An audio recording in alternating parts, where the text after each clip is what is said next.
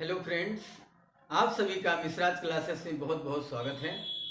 मित्रों, आज हम आप सभी के लिए वर्णमाला, हिंदी वर्णमाला में स्वर के विषय में स्वर से संबंधित कुछ विशेष और खास बहुत महत्वपूर्ण जानकारी लेकर के आए हैं कि हिंदी वर्णमाला में स्वरों का क्या महत्व है, स्वर क्या होते हैं, स्वर कितने होते हैं। तो इन सब विषयों पर हम आपसे चर्चा करेंगे। स्वर के विषय में आइए जानते हैं कि हम इस वीडियो में कौन कौन से टॉपिक पर चर्चा करेंगे स्वर के अबाउट। तो स्वर किसे कहते हैं, नंबर 1 इस विषय पर, इस टॉपिक पर चर्चा करेंगे कि स्वर किसे कहते हैं। दूसरा है स्वर कितने होते हैं। तीसरा टॉपिक है स्वरों का शुद्ध उच्चारण क्या है। और चौथा टॉपिक है स्वरों का भिन्न भिन्न आधारों पर वर्गीकरण कैसे किया जाता है। तो मित्रों, पहला हमारा टॉपिक है स्वर किसे कहते हैं। आइए हम शुरू करते हैं। आप ध्यान दीजिए, हिंदी वर्णमाला में स्वर। तो स्वर क्या है, स्वर हमारे क्या हैं, तो आप देख रहे होंगे कि यहाँ पर हमने स्वरों के स्वर लिख दिए हैं। तो स्वर कौन कौन से हैं, आप देख पा रहे होंगे स्वर कौन कौन से हैं। यहां पर लिखा है, कहने का तात्पर्य है बच्चों कि हिंदी वर्णमाला एक ऐसी वर्णमाला है जो 1 से 12 तक के विद्यार्थियों एवं सभी प्रतियोगी परीक्षार्थियों के लिए महत्वपूर्ण होता है। इस अध्याय में हमने बताया कि आपको क्या क्या सीखना है। तो मैंने कहा कि स्वर क्या है, तो आप इसमें देखें, स्वर वे वर्ण होते हैं, स्वर वे वर्ण होते हैं जिनका उच्चारण करते समय किसी और वर्ण की सहायता नहीं लेनी पड़ती है। स्वर वे वर्ण होते हैं जिनका उच्चारण करते समय किसी और वर्ण की सहायता नहीं लेनी पड़ती है, वे स्वर कहलाते हैं। दूसरे शब्दों में हम यूं कह सकते हैं कि स्वर वे ध्वनियां होती हैं जिनका उच्चारण करने के लिए किसी और ध्वनि की मदद नहीं लेनी पड़ती है।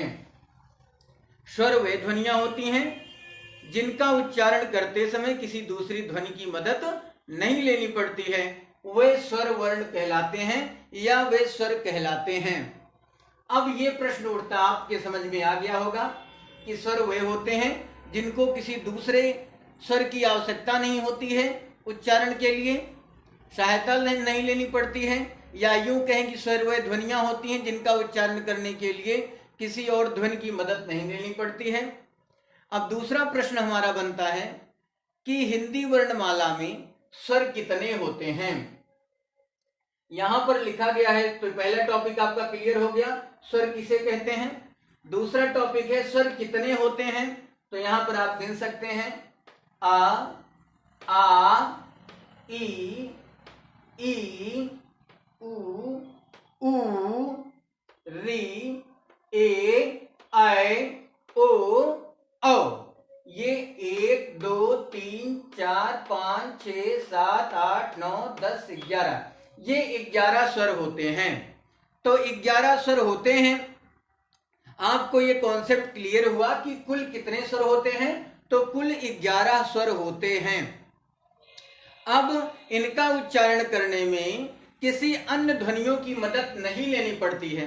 ये जो 11 प्रकार के स्वर हैं, इनका उच्चारण करने में किसी अन्य ध्वनि की मदद नहीं लेनी पड़ती है, लेकिन व्यंजन वे होते हैं। हम अगले वीडियो में, नेक्स्ट वीडियो में आपको बताएंगे। तो व्यंजन वे ध्वनियां होती हैं, व्यंजन वे ध्वनियां होती हैं जिनका उच्चारण करते समय अन्य ध्वनियों की मदद लेनी पड़ती है। और वे ध्वनियां कौन सी होती हैं, वे स्वर ध्वनियां होती हैं। व्यंजन एक ऐसा वर्ण होता है कि जिनका उच्चारण करते समय किसी अन्य ध्वनि की, अन्य वर्णों की ध्वनियों की आवश्यकता पड़ती है या मदद लेनी पड़ती है। और वे ध्वनियां कौन सी होती हैं, वे स्वर ध्वनि होती हैं। व्यंजन वर्णों में स्वर ध्वनि मिली होती है, जैसे का, तो का वर्ग के जितने भी स्वर हैं या जितने भी स्वर होंगे, चा वर्ग के जितने होंगे, कुछ 5 वर्ग हैं, तो व्यंजन ध्वनियों में स्वर ध्वनि मिली होती है का में आ, तो इनको आ शब्द की मदद लेनी पड़ रही है। कहने का मतलब है स्वर ध्वनि की मदद व्यंजन ध्वनि को लेनी पड़ती है, क्या करने के लिए? उच्चारण करने के लिए। अब इतना आपके समझ में आ गया कि स्वर किसे कहते हैं, स्वर कितने होते हैं और स्वरों का शुद्ध उच्चारण क्या है। तो आइए हम समझते हैं कि स्वरों का शुद्ध उच्चारण क्या है। और अभी आपने समझ लिया कि इनका उच्चारण, हमने आपको बताया कि ये ह्रस्व आ है, इसको स्लो पढ़ेंगे आ, ई, तो इस तरीके से इनका उच्चारण आप कर सकते हैं। अब हम इसमें जानेंगे कि इनका उच्चारण स्थान क्या है, स्वरों का शुद्ध उच्चारण क्या है। तो यहां पर आप देखेंगे स्वरों का उच्चारण स्थान हमने लिखा है। स्वर आपके टोटल 11 हैं और स्वरों का उच्चारण स्थान जो है वो इस तरीके से है।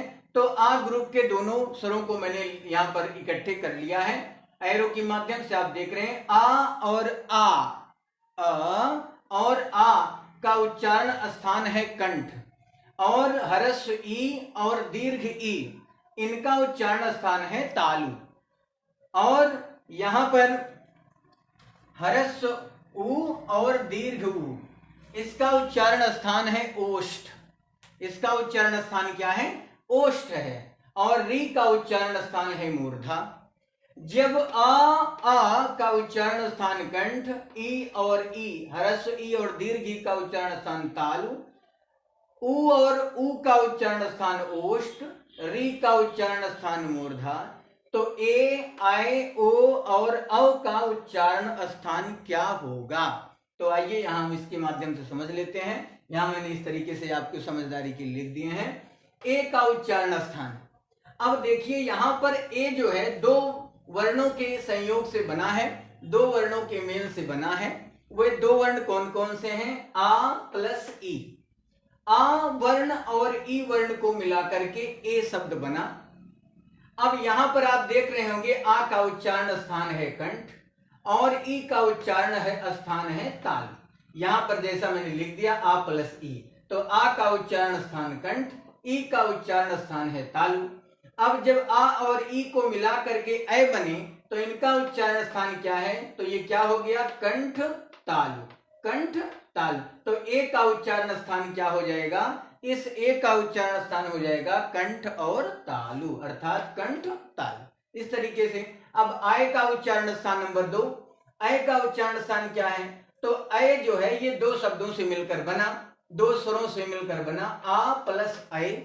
तो आ प्लस ऐ बराबर ए। आ का उच्चारण स्थान है कंठ और ऐ का उच्चारण स्थान आपने ऊपर भी पढ़ा कंठ तालु, तो ऐ का उच्चारण स्थान हो गया कंठ तालु। अब जब ऐ बनेगा तो ये कंठ कंठ तालु नहीं लिखा जाएगा बल्कि कंठ तालु ही लिखा जाएगा। तो ऐ का उच्चारण स्थान भी कंठ तालु हुआ। तो ए और ऐ इन दोनों शब्दों का उच्चारण स्थान क्या है? कंठ और तालु, अर्थात कंठ तालु दोनों का स्थान, उच्चारण स्थान। अब ओ का देख लेते हैं। ओ का उच्चारण स्थान क्या है? ओ शब्द जो है वो 2 शब्दों से मिलकर बना है, 2 वर्णों से मिलकर बना है, आ प्लस उ। तो आ का उच्चारण स्थान कंठ और उ का उच्चारण स्थान आप यहां देख लीजिए, उ का उच्चारण स्थान है ओष्ठ। तो चाहे आप ह्रस्व उ लगाएं चाहे दीर्घ उ लगाएं, आ के पश्चात यदि उ आएगा तो ओ शब्द बनेगा। तो यहां पर आ का उच्चारण स्थान कंठ और उ का उच्चारण स्थान ओष्ठ। तो जब एक शब्द बना ओ तो इनका उच्चारण, दोनों का उच्चारण स्थान क्या हो गया? कंठ ओष्ठ। दोनों प्लस हैं, जुड़ गए आपस में, तो क्या हो गया? कंठ ओष्ठ। ये क्लियर हुआ। अब चौथा है हमारा औ का उच्चारण स्थान औ। तो औ शब्द जो है वो 2 वर्णों के संयोग से मेल से बना है। कौन कौन से वर्ण है वो? आ और प्लस औ। यहां पर आ प्लस ओ। अब यहां पर 2 वर्णों के संयोग से औ बना। अब आ का उच्चारण स्थान क्या है? कंठ और ओ का उच्चारण स्थान अभी आपने ऊपर देखा, तो ओ का उच्चारण स्थान है कंठ ओष्ठ। तो अ का भी उच्चारण स्थान हो जाएगा कंठ ओष्ठ। ऐसा नहीं कि कंठ कंठ ओष्ठ लिख दिया जाए, नहीं। आ प्लस ओ, आ का उच्चारण स्थान कंठ और ओ का उच्चारण स्थान अभी आपने यहां देखा कंठ ओष्ठ, तो अ का उच्चारण भी कंठ ओष्ठ होगा। तो यहां पर आपने देखा ओ और अ इन दोनों का उच्चारण स्थान सेम है, कंठोष्ठ कंठोष्ठ। और यहाँ पर ए और आए का उच्चारण स्थान है कंठ तालु और कंठ तालु। यहाँ पर आ हरस्व आ और दीर्घा का उच्चारण स्थान कंठ, हरस्व ई और दीर्घी का उच्चारण स्थान तालु और हरस्व उ और दीर्घ उ का उच्चारण स्थान ओष्ठ और री का उच्चारण स्थान मूर्धा है। अब यहां पर आप सीखेंगे कि कंठ और तालु और ओष्ठ और मूर्धा ये क्या है। तो यहां पर आप समझेंगे कि जिन शब्दों का उच्चारण कंठ से होता है, कंठ भाग से होता है, अर्थात प्राणवायु कंठ को टच करती हुई बाहर को निकलती हैं, तो वो कंठ कहलाता है, वो कंठ से इसका उच्चारण होता है। ताल का मतलब होता है कि जिह्वा का मध्य भाग, जो ऊपर वाले भाग को, मुख के ऊपर वाले भाग को, जिह्वा का, जीभ का मध्य भाग जो ऊपर वाले भाग को टच करती है, इसका उच्चारण करते हुए ई, तो वो तालु कहलाती है। और ओष्ठ क्या है, हरस्व उ और हरस्व दीर्घ उ का उच्चारण स्थान है ओष्ठ, जिनका उच्चारण ओठों के द्वारा होता है। और मूर्धा जीभ के अग्रभाग में, तालु का अग्रभाग और जीभ का अग्रभाग, जहां पर जिह्वा टच करती है उसे मूर्धा कहते हैं। कंठ तालु आपने समझ ही लिया, यहां कंठ समझ लिया, तालु समझ लिया। अब ये हमारा स्वरों का शुद्ध उच्चारण क्या है ये कंप्लीट हुआ, क्लियर हुआ। अब आप नंबर 4 आप अध्ययन करेंगे, हमारा ये कंप्लीट हो गया। स्वर किसे कहते हैं आपने समझ लिया, स्वर कितने होते हैं आपने समझ लिया, स्वरों का शुद्ध उच्चारण क्या है, इनका उच्चारण कंठ तालु ओष्ठ और मूर्धा से कैसे होता है, या ए ऐ ओ औ का उच्चारण स्थान क्या है, कहां से इनका उच्चारण किया जाएगा, जैसा कि आपको मैंने इस माध्यम से समझा दिया। अब हमारा नेक्स्ट है नंबर 4, स्वरों का भिन्न भिन्न आधारों पर वर्गीकरण कैसे किया जाता है। तो यहां पर मैंने आपको लिखे हैं, मैं यहां पर आपको जो, वैसे तो स्वरों का वर्गीकरण कई प्रकार से किया जा सकता है, लेकिन यहां पर मैं सिर्फ 4 प्रकार के वर्गीकरण का ही व्याख्यान करूंगा, वर्णन करूंगा, जो अधिकतर परीक्षाओं में जिनसे प्रश्न पूछे जाते हैं, उन्हीं में 4 वर्गीकरणों का व्याख्यान यहां पर कर रहा हूं। तो पहला हमारा जो वर्गीकरण है वो है जीभ के आधार पर वर्गीकरण, अर्थात जीभ के आधार पर स्वरों का वर्गीकरण।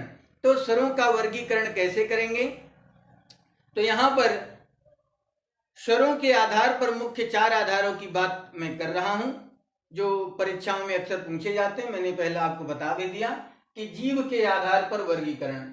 तो जीभ के आधार पर इसके 3 भाग हैं।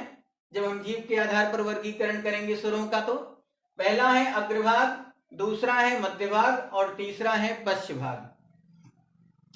तो अग्रभाग में हरस्व ई और दीर्घ ई, हरस्व ए और दीर्घ ए, ये शब्द आते हैं। अब इनका उच्चारण जो है वो जीभ के अग्रभाग से होता है, जैसे ई,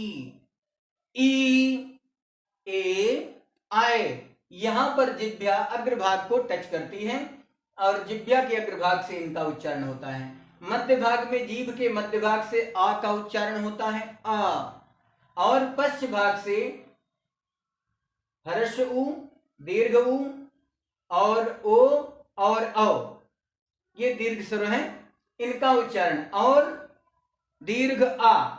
और एक शब्द यहां इसमें आ जाता है सर, आगत आ शब्द जो आगत है, जैसे डॉक्टर लिखा जाए और बहुत सारे शब्द हैं, तो ये आगत स्वर भी आ जाता है इसमें।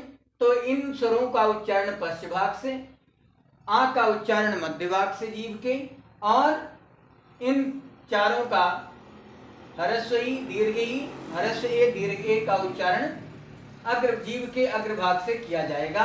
ये नहीं, सॉरी, ये दीर्घ वर्ण है दोनों ही। ये दोनों दीर्घ वर्णी हैं, तो ई, ए और ऐ इनका उच्चारण जीभ के अग्रभाग से होगा। अब सेकंड नंबर आता है मुखाकृति के आधार पर स्वरों का वर्गीकरण, अर्थात मुख की आकृति, मुख के बनावट के आधार पर वर्गीकरण कि मुख का आकार कैसा हो जाता है जब स्वरों का वर्गीकरण किया जाता है। तो यहाँ पर 4 प्रकार बताए गए, संवृत, अर्धवृत, अर्धविवृत और विवृत। यहाँ पर आप इनको समझ लें कि संवृत क्या है। तो संवृत का मतलब होता है जब हम स्वरों का उच्चारण करते हैं तो हमारा मुख जो है वो करीब करीब पूरी तरह से बंद होता है, तो वो संवृत कहलाता है। अर्ध संवृत क्या है? जब हमारा मुख थोड़ा खुले, बहुत कम, संवृत से बिल्कुल थोड़ा कम खुले, तो वो अर्ध संवृत कहलाता है। और अर्ध विवृत क्या है? जब अर्ध संवृत से ज्यादा हमारा मुख उच्चारण करने के लिए खुलता है तो वो अर्ध विवृत कहलाता है। और विवृत क्या है? विवृत वह शब्द है जब हमारा मुख उच्चारण करते समय पूर्ण रूप से खुल जाता है तो विवृत कहलाता है।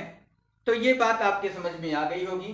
तो ई, हरस्व ई, दीर्घ ई, हरस्व उ और दीर्घ उ का उच्चारण करते हुए हमारा मुख जो है वो संवृत अवस्था में रहता है, अर्थात पूरी तरह से करीब करीब पूरी तरीके से या पूरी तरह से बंद रहता है। और ए और ओ का उच्चारण करते समय हमारा मुख थोड़ा खुल जाता है। तो इस तरीके से,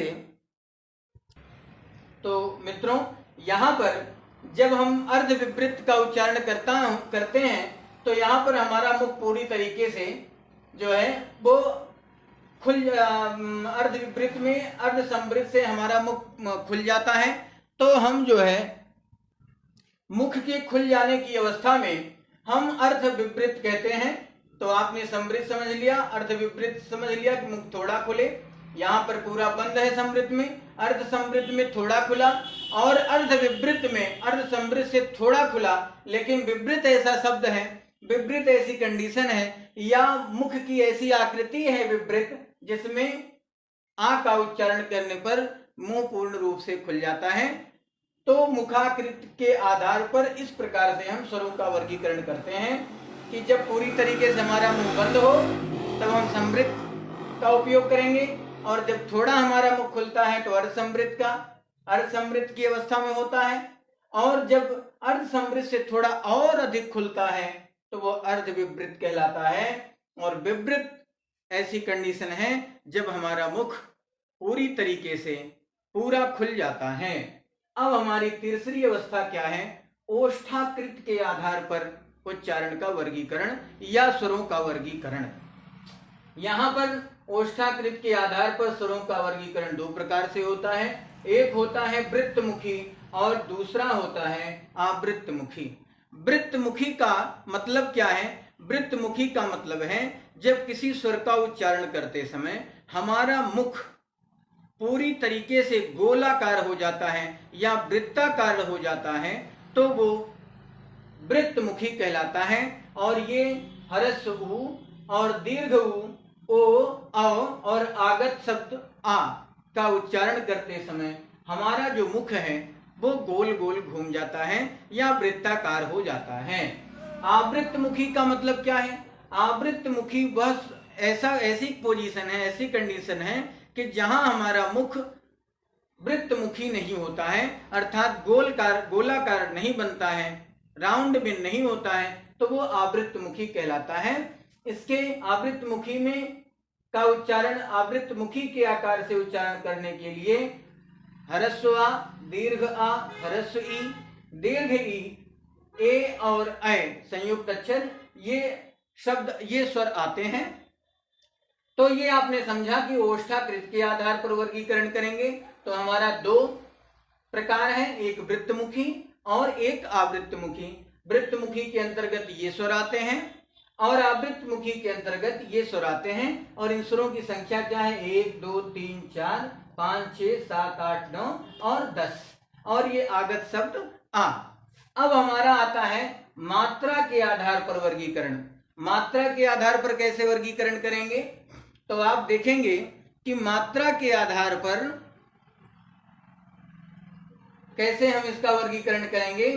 तो मात्रा के आधार पर जब वर्गीकरण करेंगे तो ये 3 प्रकार हो जाते हैं मात्रा के आधार पर। एक ह्रस्व स्वर, दूसरा दीर्घ स्वर और तीसरा है प्लुत स्वर मात्रा के आधार पर। तो ह्रस्व स्वर हमारे कितने हैं? मूल ह्रस्व स्वर 4 हैं। ह्रस्व ह्रस्व आ, ह्रस्व ई, ह्रस्व उ और ह्रस्व री। दीर्घ री का प्रयोग संस्कृत में होता है, वहां तो री का भी प्रयोग होता है।